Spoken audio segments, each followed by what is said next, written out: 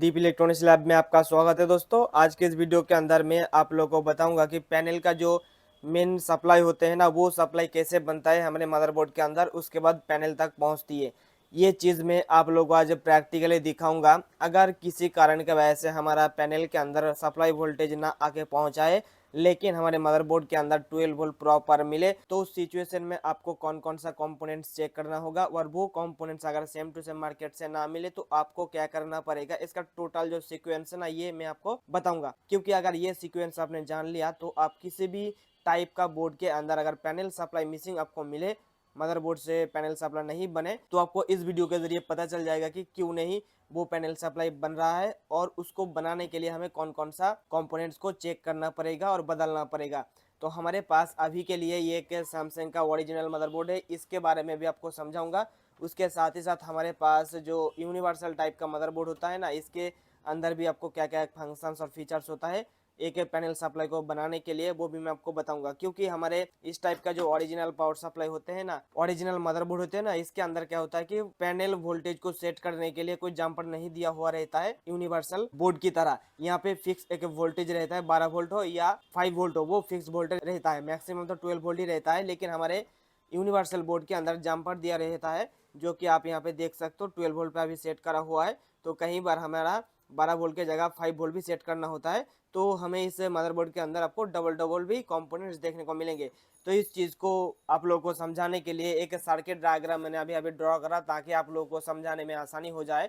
तो चलिए इस चीज़ को और भी डिटेल में जान लेते हैं और आप लोगों को भी थोड़ा सी आसानी कर देंगे कि ये पैनल सप्लाई एक्चुअली बनते कैसे है किसी भी एलईडी टीवी के मदरबोर्ड के अंदर। देखिए दोस्तों, जो एलसीडी एलईडी टीवी का मदरबोर्ड होता है ना, उसके अंदर पैनल सप्लाई को बनाने के लिए खास तौर पे दो कंपोनेंट्स को इस्तेमाल की जाती है।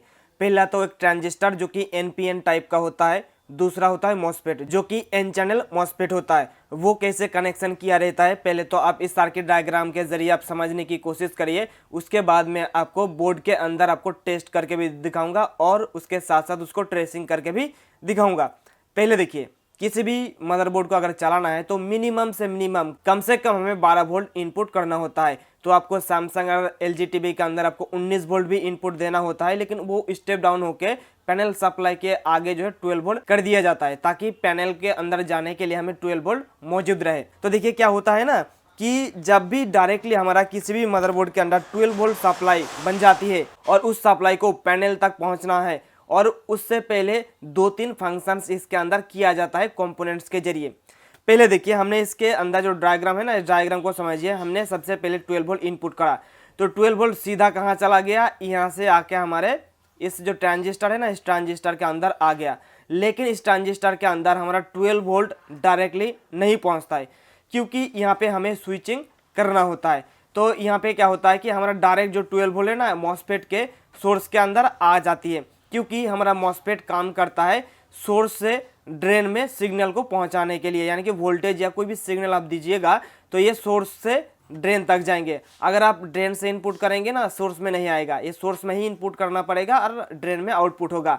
और इसका जो गेट है ना, इस गेट के अंदर ट्रिगरिंग किया जाता है, ताकि हमारा यहाँ पे ये जो हमारा ट्रांजिस्टर लगा हुआ रहता है, इस ट्रांजिस्टर के अंदर क्या होता है कि यहाँ पे सिलिकॉन ट्रांजिस्टर लगाया जाता है, जिसका ब्रेकडाउन वोल्टेज है 0.7 वोल्ट का होता है। यानी कि जैसे ही हमारा इस बेस के अंदर माइक्रो प्रोसेसर से 0.7 वोल्टेज यहाँ पे आएंगे, तो ट्रिगर होकर हमारा ये ट्रांजिस्टर आउटपुट में हमारा कलेक्टर से वोल्टेज निकलना शुरू कर देगा और हमारा इस गेट पे आएंगे। और गेट पे जब भी हमारा 0.7 वोल्टेज आएंगे ना, हमारा ये जो ड्रेन और सोर्स, यानी कि सोर्स और ड्रेन आपस में कनेक्ट हो जाएंगे और हमारा 12 वोल्ट है ना, मदरबोर्ड तक जाने लग जाएगा। उससे पहले एक रेजिस्टेंस को इस्तेमाल की जाती है सेफ्टी के तौर पे, वो कोई वोल्टेज को डाउन या ड्रॉप करने के लिए नहीं होता है। तो आपको समझ में आ गया है कि हमारा 12 वोल्ट जो है पैनल तक कैसे पहुंचती है।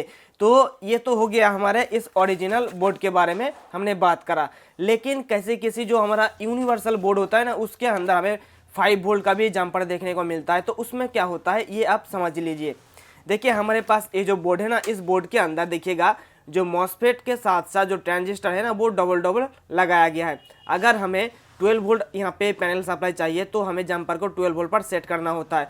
तो उसी के हिसाब से ना एक अलग से ट्रांजिस्टर और अलग से एक मॉसफेट को इस्तेमाल किया गया है, वो अलग से काम करेगा। दूसरे में क्या होगा, जैसे ही आप इसको 5 वोल्ट पे सेट करोगे तो उसके लिए एक ट्रांजिस्टर अलग से दिया गया है और मॉसफेट अलग से दिया गया है, और यहाँ पे वोल्टेज को स्टेम डाउन कर दिया गया है। यानी कि जब आप इसके अंदर 12 वोल्ट सेट करोगे तो हमारा ये जो कैपेसिटर है ना 12 वोल्ट का, इसका पावर सप्लाई हमारे पैनल तक पहुंचेगा मॉसफेट और ट्रांजिस्टर के अंदर से ट्रिगरिंग होते हुए। लेकिन जब हम इसके अंदर 5 वोल्ट पे सेट करेंगे तो हमारे ये छोटा सा कैपेसिटर आप देख रहे होंगे ना, ये 5 वोल्ट का कैपेसिटर है, इसका सप्लाई हमारे यहाँ पे आती है, फिर पैनल तक पहुँचती है। तो इस तरीके से ये काम करते हैं। तो चलिए मैं आपको और भी आसानी के लिए मैं इस पेज को यहाँ पे मैं ड्रॉ करता हूँ कुछ डायग्राम, ताकि आप लोगों को समझने में आसानी हो जाए। एकदम सिंपल तरीके से आप लोगों को समझाता हूँ। मान लीजिए कि हमारा इस यूनिवर्सल बोर्ड के अंदर जो पैनल का कनेक्टर है ना, यहाँ पे हमें 5 वोल्ट चाहिए। तो 5 वोल्ट चाहिए तो कैसे होगा, देखिए हमने सबसे पहले 12 वोल्ट इनपुट करा, यहाँ से 12 वोल्ट इनपुट करने के बाद एक तो ग्राउंड हो गया, दूसरा यहाँ से आउटपुट हो गया हमारा 12 वोल्ट, और यहाँ पे 12 वोल्ट आउटपुट होने के बाद सीधा जाएंगे हमारा मेन कैपेसिटर पर, और मेन कैपेसिटर एक तो ग्राउंड हो गया, दूसरा जो होगा ना ये चला जाएंगे हमारे मॉसफेट पर। मॉसफेट का जो सोर्स होता है ना, सोर्स ये इस तरीके से होता है मॉसफेट का सोर्स, जो दोनों आपस में कनेक्टेड है ना, ये होता है हमारा सोर्स। उसके बाद ये होता है हमारा ड्रेन, और इधर से जो हमारा पट्टी बनती है ना, ये होता है हमारा गेट, जो कि ट्रिगरिंग करने के बाद ही होता है। तो हमारा मॉसफेट का काम आप लोगों को अगर नहीं पता है तो नीचे कमेंट करके बताइएगा। मॉसफेट के ऊपर मैं क्या डिटेल में अच्छे तरीके से समझा दूंगा कि मॉसफेट को अगर हमें ट्रिगरिंग करना है या मॉसफेट के अंदर कोई भी हलचल कराना है तो उसके लिए हमें क्या करना पड़ेगा। तो देखिए ये क्या होगा कि सोर्स से ड्रेन में यहाँ पे हमारा पैनल का जो ये वाला कनेक्टर दिया रहता है ना पॉजिटिव वाला, ये हमारा मॉसफेट के ड्रेन के साथ कनेक्शन किया हो रहे थे, क्योंकि सोर्स में हमारा इनपुट वोल्टेज होगा, वही हमारा इनपुट वोल्टेज आउटपुट में जाएंगे, और पैनल सप्लाई के अंदर इनपुट होगा वही सप्लाई। तो मॉसफेट का काम क्या है कि एक बार हमें यहाँ पे 0.7 वोल्टेज दे दिया ना, तो ये यहाँ से जाते ही रहेंगे, मतलब ये स्टॉप नहीं होगा। और दोबारा आप जब तक इसको आप डिस्चार्ज ना कर लोगे ना, तो ये पैनल यहाँ से वोल्टेज जाता ही रहेगा सोर्स से ड्रेन तक। आपको अगर इसको सोर्स से ड्रेन तक वोल्टेज को स्टॉप कराना है तो इस मॉसफेट को हमें डिस्चार्ज करना होता है। और डिस्चार्ज कब होगा, जब आप हमारा यहाँ से जो ट्रांजिस्टर लगा होता है ना, यहाँ पे ट्रांजिस्टर में आपको ट्रांजिस्टर का भी डायग्राम करके दिखा देता हूँ। ये रहा ट्रांजिस्टर। ज़्यादातर ट्रांजिस्टर दोस्तों NPN टाइप का ट्रांजिस्टर को ही इस्तेमाल की जाती है। तो हमारा ये 12 वोल्ट क्या होता है कि ट्रांजिस्टर तक पहुंचाने के लिए एक रेजिस्टेंस के जरिए वोल्टेज को कम करके 0.7 वोल्ट पर लेकर आते हैं। उसके बाद क्या होता है कि यहाँ पे भी हमारे माइक्रो प्रोसेसर से यहाँ पे, यानी कि जहाँ पे हमारा ट्रांजिस्टर का बेस पॉइंट होता है ना मदरबोर्ड से, जो मेन CPU लगा होता है, ये वाली CPU, यहाँ से डायरेक्ट सिग्नल आती है। जब हम लोग रिमोट के अंदर पावर बटन को प्रेस करता हूँ तो माइक्रो प्रोसेसर से यहाँ पे हमारा सिग्नल आती है 0.7 वोल्ट, उससे ही पता चल जाती है। तो हमें यहाँ पे ट्रिगरिंग करना है। ये ट्रिगरिंग होकर कहाँ जाएगा, मॉसफेट के गेट पर चला जाएगा, और जैसे ही गेट पर जाएगा हमारा ये जो इकोसिस्टम है ना 12 वोल्ट, वो हमारा पैनल तक पहुँचने लग जाएगा। और जैसे ही फिर से दोबारा 0.7 वोल्टेज यहाँ पे आएंगे गेट पर, फिर से क्या करेगा कि ये डिस्कनेक्ट हो जाएगा। तो इस तरीके से दोस्तों पैनल सप्लाई बनती है। तो अगर हमें किसी भी मदरबोर्ड के अंदर पैनल सप्लाई नहीं बनती है तो उस सिचुएशन में आपको सबसे पहले तो चेक करना पड़ेगा हमारा मॉसफेट, क्योंकि मॉसफेट कई बार जल जाती है, ख़राब हो जाती है, जिसके कारण आउटपुट में हमें वोल्टेज देखने को नहीं मिलता है पैनल सप्लाई के अंदर जाने के लिए। तो उसके बाद अगर आपको लगे कि हमारा मॉसफेट सही है, उसके बाद आपको यहाँ पे जो ट्रांजिस्टर लगे होते हैं ना, इस ट्रांजिस्टर को चेक करना होता है। तो यहाँ पे किसी भी नंबर का ट्रांजिस्टर क्यों ना लगे हुए हो, आप वहाँ पे 1 AM यानी कि 1 AM ये वाली ट्रांजिस्टर को आप लगा दोगे तो ये काम कर जाएगा।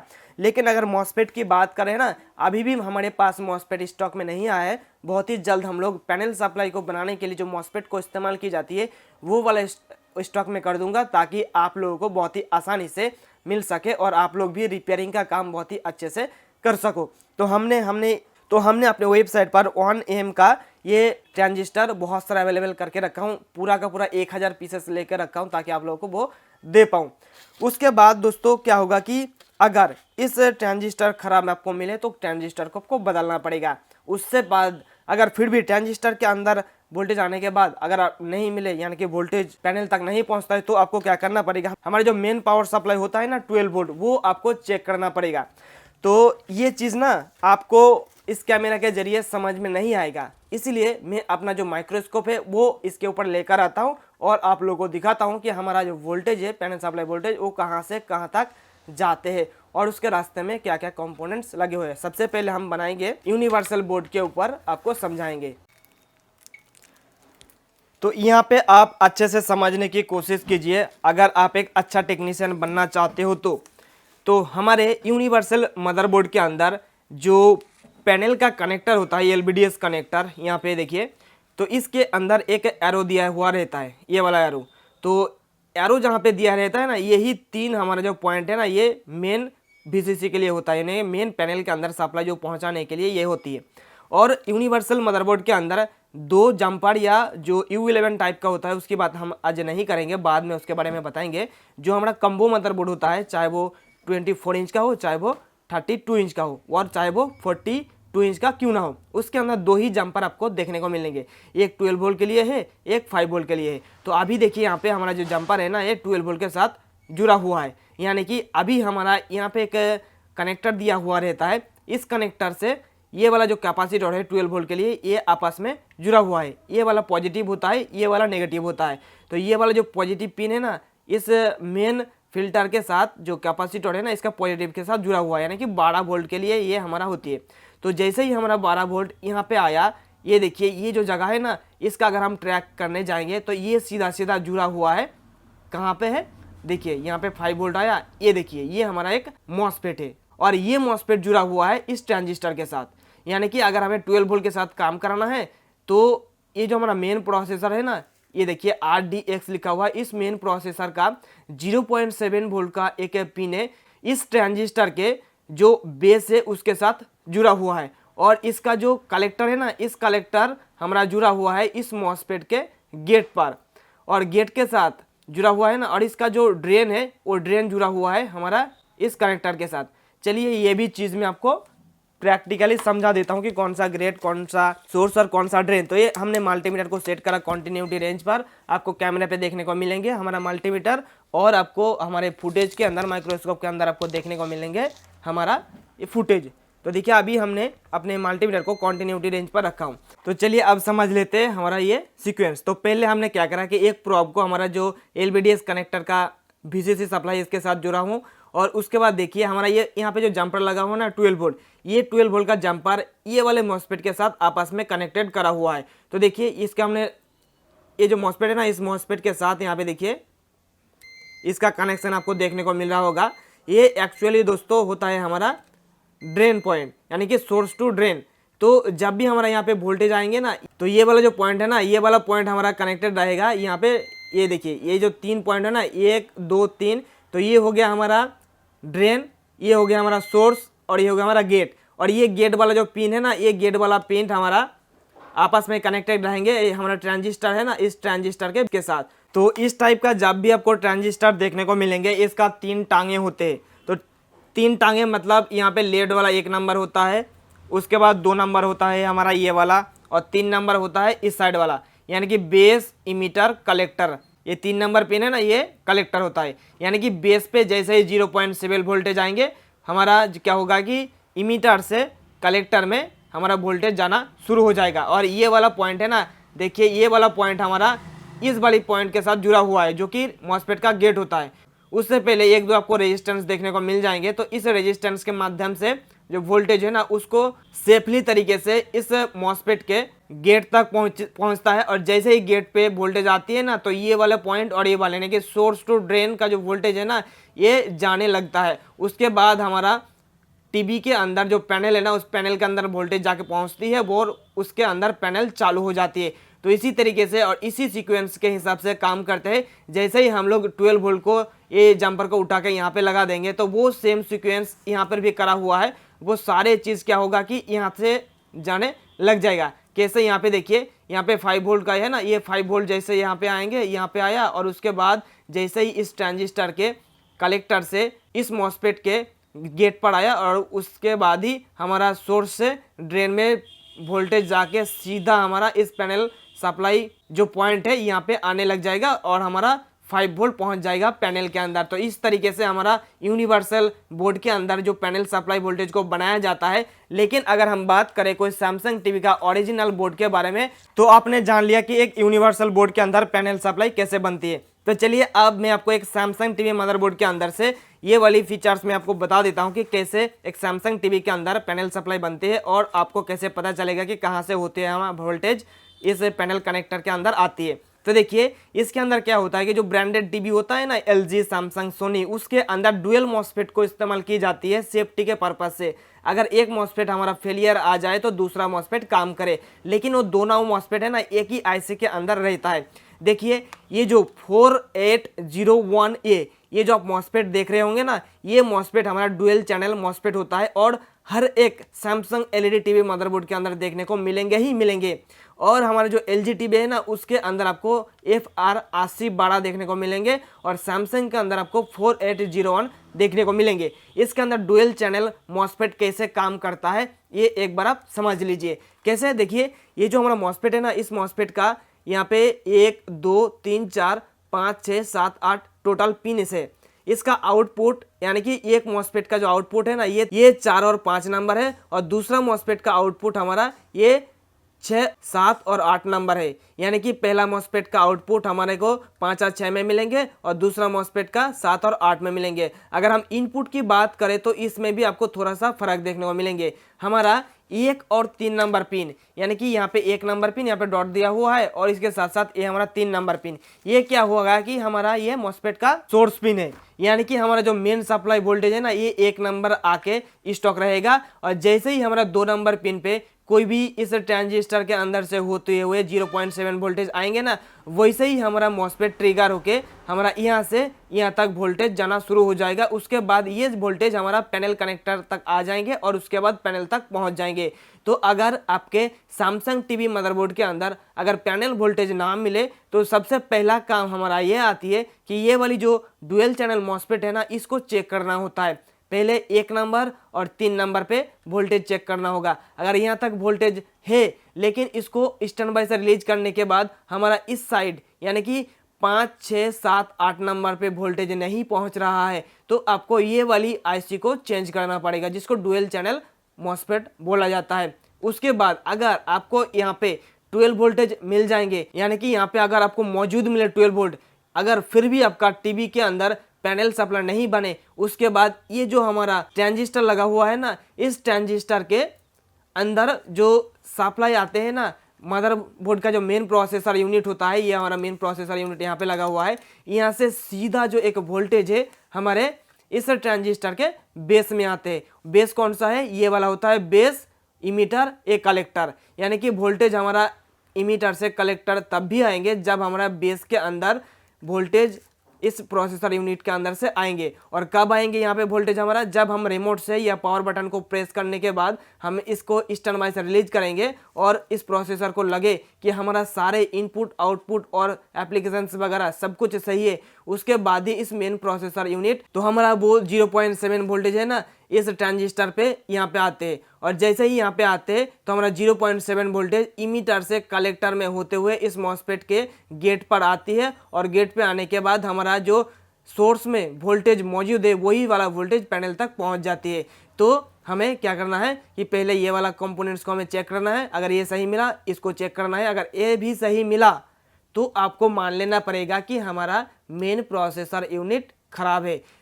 हो सकता है कि मेन प्रोसेसर यूनिट हमारा सही से काम नहीं कर रहा है, इसके लिए आप मेन प्रोसेसर यूनिट को रीसोल्डरिंग करके या रीबॉल करके आप लगा सकते हो। उसके अलावा आप इसके अंदर सारे वोल्टेज मौजूद है कि नहीं ये भी आपको चेक करना होगा, तभी हमारा ये पैनल सप्लाई का जो वोल्टेज है ना वो बनेगा। तो मुझे उम्मीद है कि दोस्तों आपको ये वाली वीडियो काफ़ी इन्फॉर्मेटिव लगा है और इस टाइप का वीडियो मुझे आशा है कि आपको कहीं पर देखने को मिला होगा आज तक।